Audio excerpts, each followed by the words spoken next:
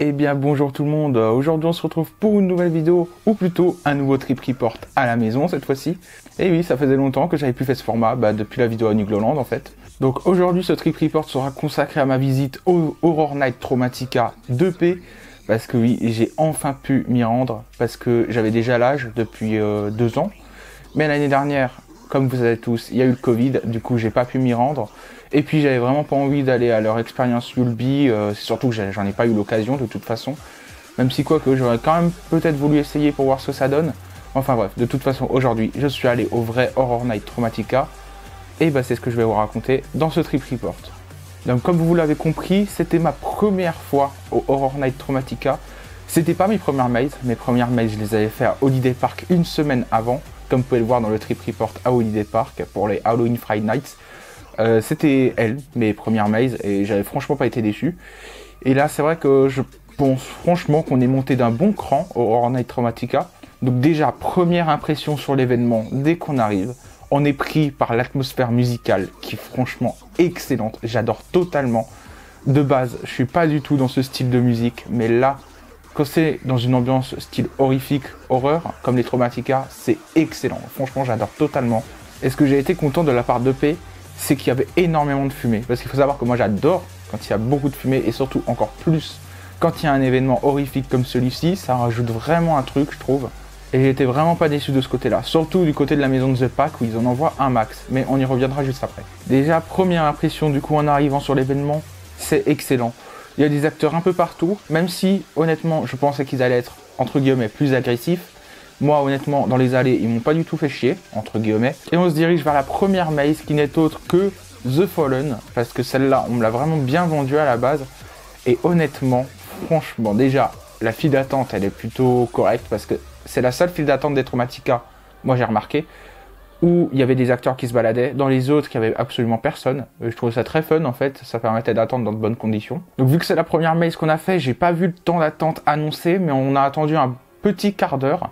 Ce qui était vraiment très honnête du coup. Et vu que c'était quand même la première fois que j'allais au Traumatica et ma première maze des Traumatica, je dois avouer que j'étais vraiment stressé avant de monter dedans. Enfin, de rentrer dedans plutôt. Alors, verdict de cette maze. Franchement, elle était vraiment excellente. Seul truc que j'ai vraiment pas accroché, c'était le labyrinthe, style, entre guillemets, encore une fois, style fête foraine. Ce labyrinthe, franchement, j'ai vraiment pas accroché. Je trouvais qu'il servait à pas grand chose. Alors ouais, il y a 2-3 moments où on voit une dame apparaître dans les miroirs et tout, et voilà. Mais honnêtement, j'ai trouvé cette partie assez longue et assez inutile. En fait, j'aurais préféré qu'ils fassent autre chose avec d'autres décors et au lieu de ça. Mais bon, c'est pas grave. Ils se sont rattrapés sur le reste de la maze parce que le reste, franchement, les décors étaient vraiment magnifiques. Mais honnêtement, je m'attendais un peu à plus violent au niveau peur, en fait. Parce qu'en fait, j'ai vraiment pas été surpris au niveau frayeur. C'est ça le truc qui m'a un peu surpris en sortant. En fait, je m'attendais vraiment à flipper. Et en fait, non, c'était pas vraiment le cas. Alors oui, tout le long, on est un peu tendu comme ça, là, stressé s'il va pas y avoir des jumpscares ou des choses comme ça. Mais honnêtement, j'ai pas sursauté une seule fois dans The Fallen. Et c'est ça un peu qui est, je trouve, dommage. Mais en tout cas, les décors, l'ambiance sonore est juste excellente. La scène qui m'a le plus marqué... Oui, d'ailleurs, j'ai oublié de le dire, mais... Si vous voulez pas être spoil, c'est clairement pas la bonne vidéo pour vous. Hein. Donc je disais, la scène qui m'a le plus marqué, c'est la scène de la morgue, où on voit le cadavre se réveiller, avec tous les pieds sur le côté qui bougent. Franchement, cette scène-là, elle était vachement impressionnante et vachement bien. J'ai adoré. L'ambiance sonore était pas mal également, j'ai beaucoup aimé. En fait, il y a quand même un moment où j'avoue avoir un peu sursauté. C'est un endroit où on rentre dans une pièce avec rempli de matelas. D'ailleurs, c'est ultra insonorisé dans cette pièce. Et on doit faire un petit, comme ça, un petit zigzag pour passer dans la scène suivante. Et en fait, on passe là comme ça, on va de l'autre côté de la pièce. Et là, d'un coup, derrière nous, parce qu'il faut savoir que la pièce, elle est séparée en deux par des matelas. Et il faut les contourner, ces matelas, comme ça, pour aller dans la pièce suivante. Et en fait, au milieu de ces matelas, quand j'étais de l'autre côté, il y a une actrice qui est sortie de nulle part. Et j'avoue que je ne l'ai vraiment pas vu venir.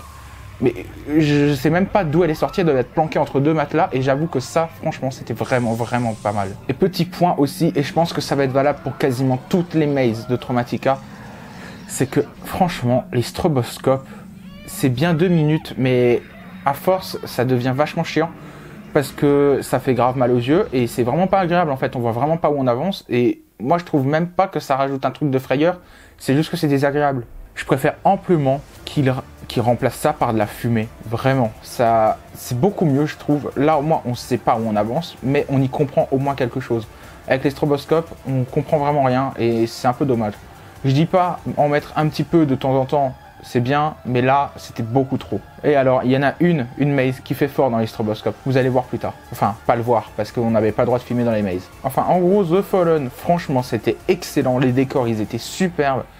Mais, si on enlevait la partie du labyrinthe au début, ce serait mieux en la remplaçant par de vrais décors. Pas une partie labyrinthe assez inutile pour ma part. Donc après The Fallen, on se rend vers The Resistance.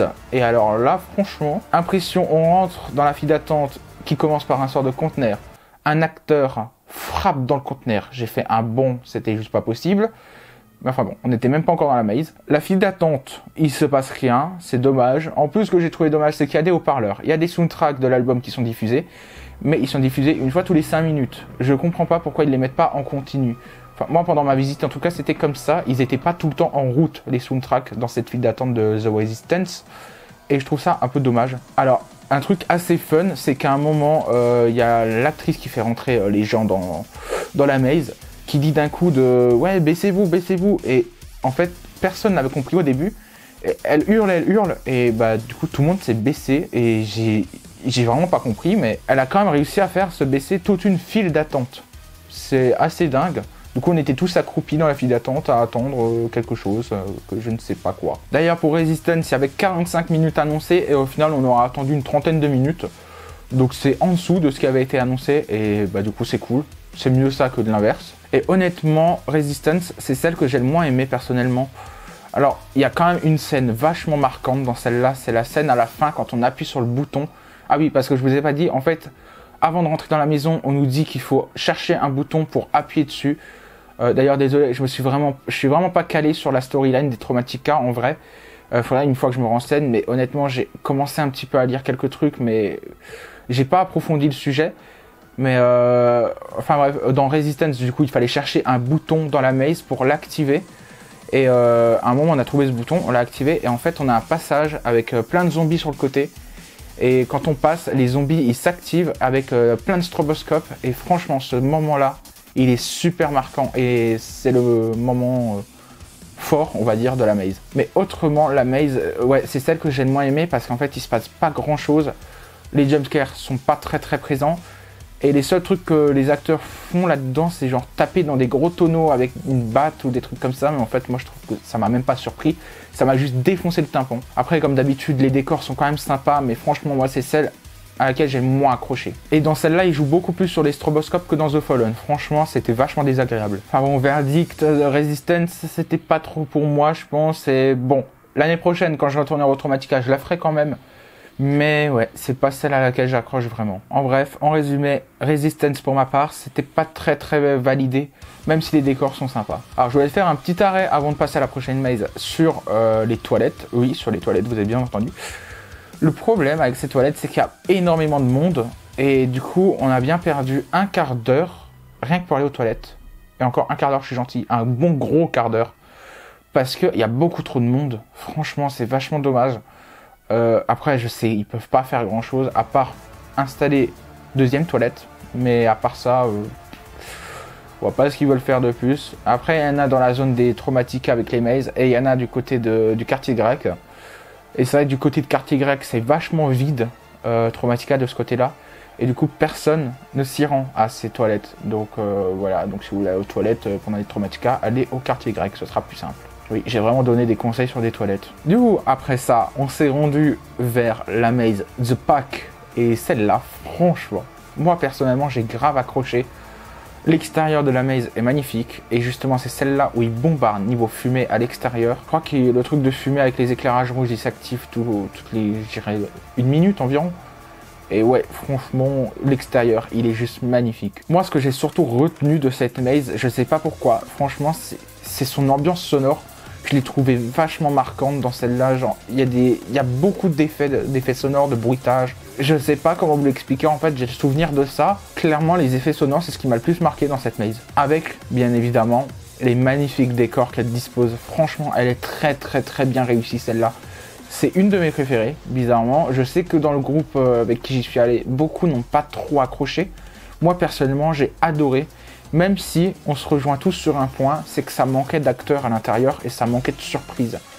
De l'extérieur, on voyait à la sortie un gars avec une tronçonneuse. Du coup, nous, on s'attendait, ouais, à la sortie, il y aura un gars avec la tronçonneuse. Mais en fait, que dalle. Sachant que moi, j'étais tout derrière tout le long, je me suis dit, merde, je vais me le taper à la fin, c'est super. Et en fait, non, pas du tout. Il n'était pas là, je sais pas pourquoi. Mais ouais, moi, il n'y avait pas de tronçonneuse à la fin, et bon, bah, c'est dommage. Enfin ouais, en gros, verdict sur The Pack, c'est que franchement, ça manquait un peu d'acteurs à l'intérieur. Pas forcément d'acteurs comme ça pour animer, mais genre vraiment de jumpscares ou de choses comme ça, vraiment qui nous effrayent, qui nous surprennent.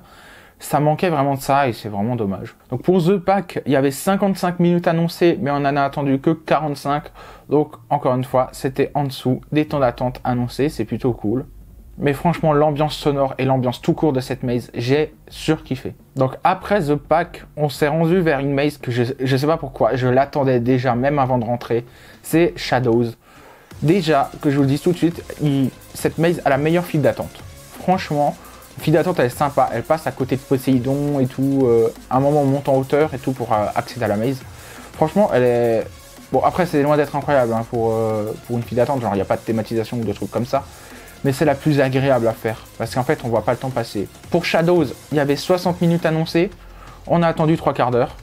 Donc franchement, encore une fois, c'est en dessous de ce qui était prévu, c'est plutôt bien. Donc déjà, Shadows, il faut savoir que pour moi, c'est la maze la plus longue. Elle est très longue. Franchement, j'ai été vachement surpris. Déjà, on commence dans une partie en hauteur. Alors moi franchement j'ai totalement accroché à la théma de cette maze, j'ai franchement adoré, j'ai trouvé les décors absolument sublimes et pendant tout le long en fait on croise des gars habillés tout en noir et la plupart du temps c'est des statues, mais à la fin il y en a une, forcément on s'y attendait, elle se met à bouger et on savait juste pas laquelle c'était et c'est vrai que moi malheureusement j'ai pas sursauté parce que je m'y attendais absolument pas. C'est pas que je m'y attendais absolument pas en fait, c'est que je regardais ailleurs, je regardais les décors moi au lieu de regarder ça. Oui, c'est très park fan comme attitude. Les animatroniques dans celle-là sont franchement excellents. Ils sont de très bonne qualité, on y croit vraiment. C'est vraiment excellent, j'adore. Par contre, point qui m'a moins marqué dans celle-là, c'est l'ambiance sonore. J'ai trouvé qu'elle était moins présente que The Fallen et Resistance. Ou même The Pack du coup, bien sûr. Ouais, franchement, Shadows, moi j'ai adoré, vraiment. Je sais pas ce que vous en avez pensé, parce qu'on en entend... Moi j'en entends pas trop parler en vrai quand j'entends des gens parler de Traumatica. Ça parle plus de Ghouls ou de The Fallen.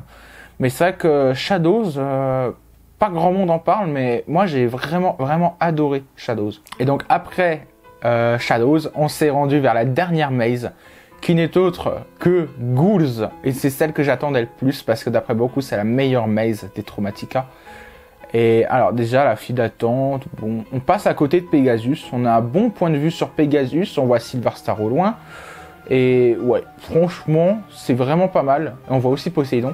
Et après c'est une simple file parc à bœufs pour rentrer dans la maze, donc bon après c'est plus que classique quoi on va dire. Et alors sinon la maze en elle-même, franchement, mais juste waouh, les décors, l'ambiance, l'atmosphère qui se dégage là-dedans, elle est vraiment incroyable cette maze, je trouve. C'était vraiment ma préférée avec The Pack et The Fallen bien sûr, mais ouais, c'était juste dingue, j'ai adoré. En fait l'intérieur de cette maze, c'est comme si on était dans une grotte ou un truc comme ça, parce que tout le plafond est recouvert de rochers du coup, et l'intérieur de la maze, et ça, c'est comme j'aime, c'est rempli de fumée.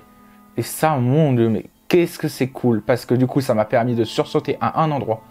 En fait, je regardais à gauche, et d'un coup, je me suis retourné à droite, et t'avais un acteur qui était là, comme ça, à côté de moi, en plein milieu de la fumée. Là, c'est vrai que j'ai une grosse frayeur. Et ouais, c'était sûrement la plus grosse frayeur que j'ai eue pendant la soirée. Et ouais, c'était vraiment excellent. Seul gros défaut de cette maze, c'est la fin. Après, on peut voir comme un défaut et comme une qualité, mais moi honnêtement, j'ai vu ça plus comme un défaut.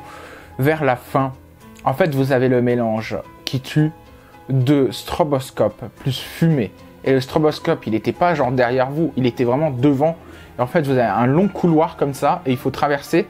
et vous avez un stroboscope devant, tout au bout du couloir, et du coup ça fait l'effet d'un stroboscope, et ça fait que clignoter, et vous devez avancer dans ce couloir, sachant qu'il est rempli de fumée, vous n'y voyez rien. C'est terrible. Je crois qu'on a mis au moins plus d'une minute à sortir, tellement on marchait lentement. Et ouais, c'est vraiment particulier ce truc. Alors il y en a certains qui peuvent aimer, moi personnellement, c'est vrai qu'à ce moment-là, j'étais un peu en mode mais je vais où en fait là, j'avance où? Et quand on atteint le bout, franchement, ça fait plaisir. Et surtout, on a les yeux tout retournés et le cerveau en vrac parce que ça défonce les yeux, les stroboscopes comme ça. Et plus la fumée, plus le fait qu'on voit rien. Ouais, c'est compliqué. Ils auraient rajouté un acteur qui vienne vous surprendre dans ce tunnel, ça aurait été terminé. Mais mis à part ça, c'est vraiment ma maze préférée. Clairement, j'ai vraiment adoré. Donc celle-là, vu qu'on l'a fait vers la fermeture, du coup, juste avant la fermeture, il y avait 45 minutes d'annoncé, mais en fait, on n'a entendu que 20-25 minutes, ce qui est plutôt très raisonnable. Et j'ai remarqué pendant toute la soirée, les temps d'attente annoncés sont toujours supérieurs à ce qu'on attend. Ça veut dire qu'on attend toujours moins que ce qui est annoncé. Et ça, c'est génial. Ce qui nous aura permis de faire absolument toutes les mazes. Et ça, c'était fabuleux. C'était vraiment la peur que j'avais avant de venir au Traumatica. C'était de ne pas pouvoir faire toutes les mazes. Et là, vu que c'était le cas, j'étais totalement content. On aura fait 2 scare zones aussi. On aura fait la scare zone, je vais vous montrer sur le plan, c'est plus simple. Oui, parce qu'il faut savoir que j'ai ramené 4 plans de Traumatica parce que je les trouve juste sublimes. Alors, moi, celle que j'aurais aimé faire, adoré faire même, c'est celle-là. Celle qui est proche de l'entrée. C'est apparemment la plus longue et la meilleure, mais malheureusement, les 2 seules qu'on a eu le temps de faire parce qu'on n'était pas très loin, c'est... attendez, si je la trouve, elle est là. C'est celle près de Poséidon et celle... Attendez, je la trouve plus. C'est celle-là, là. Celle près de Pegasus pour retourner à l'entrée en fait. On est passé dedans sans faire exprès. Et voilà, c'était les 2 seules qu'on a eu le temps de faire et ouais, bon autant vous dire que franchement, si je ne les aurais pas faites, ça m'aurait pas changé grand chose à ma soirée. Putain.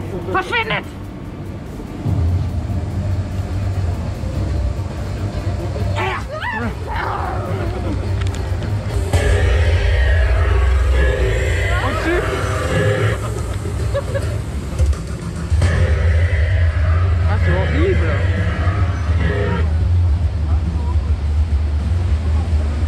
C'est un labyrinthe.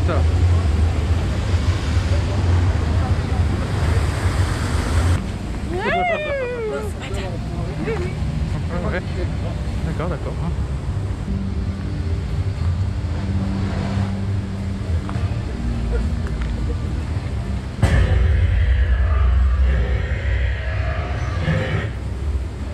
Honnêtement, ces scare zones, elles sont totalement oubliables. À part peut-être celle de Poséidon qui était la meilleure entre les 2 qu'on a faites. Mais la deuxième qu'on a fait au niveau de Pegasus pour retourner au niveau des Traumatica, elle était vraiment ridicule. Ou alors c'est juste peut-être parce que ça fermait dans moins de 2 minutes. Et peut-être que la plupart des acteurs s'étaient déjà barrés. Mais ouais, franchement, c'était vraiment pas top. Et c'était dommage.